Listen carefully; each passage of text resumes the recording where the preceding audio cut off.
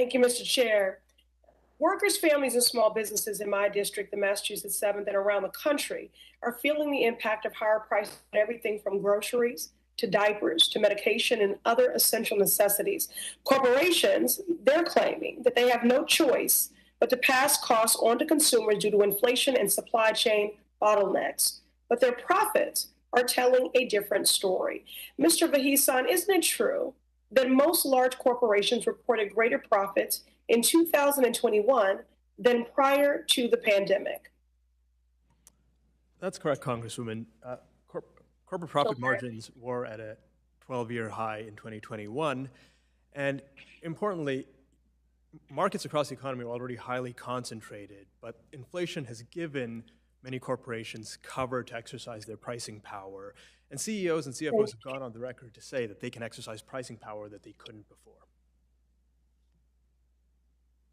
So 2 out of 3 of the largest publicly traded companies reported profits in 2021, more profits than they did in 2019, at a time of a global pandemic and a pandemic-induced recession, when people are struggling to make ends meet. Corporations like Amazon, Kroger, and Starbucks are not only hauling in massive profits, but they are also still raising prices. This doesn't sound like they're simply, quote, passing costs on to consumers, unquote. That sounds like corporate price gouging. Mr. Vahisan, for those following from home who hear this term but don't exactly know what it means, even though they're feeling the impact of it every day, can you briefly describe what price gouging is and how it impacts consumers? So price gouging really comes in 2 forms. The first is when a firm exercises monopoly or oligopoly power to unilaterally raise prices far in excess of costs. And that seems to be in action in industries such as beef, where processors are raising prices to consumers while keeping prices down to ranchers.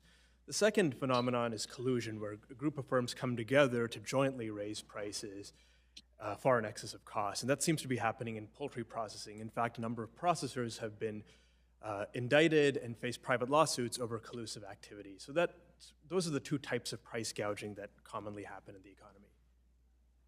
Thank you. And I'll give another sort of real-time example that I certainly hear from constituents every day. So take Procter & Gamble, for example. They have repeatedly raised prices on their products during the pandemic, including diapers, while increasing their CEO pay, stock buybacks, and dividends, and raking in $21 billion with a B in net sales last year. So these price hikes are rooted in corporate greed, plain and simple, and our low-income families will continue to pay the highest price. Dr. Mahbood, are we seeing price gouging occur in just 1 or 2 sectors of the economy, or would you say it's more of a broader problem?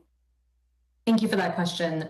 My organization, the Groundwork Collaborative, has combed through hundreds and hundreds of earnings calls over the last 3 quarters. And what we see is in sector after sector, this type of pandemic profiteering is really, really rampant. And part of the reason we're seeing such widespread profiteering is because these CEOs and corporate executives are being egged on by their shareholders, right? Because when prices go up, and there are higher profit margins, like we've been seeing record profit margins, the demand from investors is, yeah, keep doing that play, push the prices up even more so we can push profits up even more. And so the concern here is that investor scaffolding that undergirds our entire economy will keep prices elevated for a longer period of time and allow these huge companies to get rich while all of us pay the price. Thank you. And this isn't just about the exploitive nature of price gouging by large corporations. It's also about investigating how and why they have the power to do so. Absolutely. In many ways, pandemic profiteering is like that little blinking red light that says the whole switchboard is going down, right? And what we essentially have is 50 years of policy decisions that have led to a brittle supply chain and mega corporations really shaping a system so it works for them and not for others. And as a result, when we have a moment of inflation, and we're hearing this on the earnings calls, executives are saying, inflation is helping us with some cover to raise prices. And by the way, we can raise prices without losing market share because we're so big that our consumers have nowhere else to go. Thank you.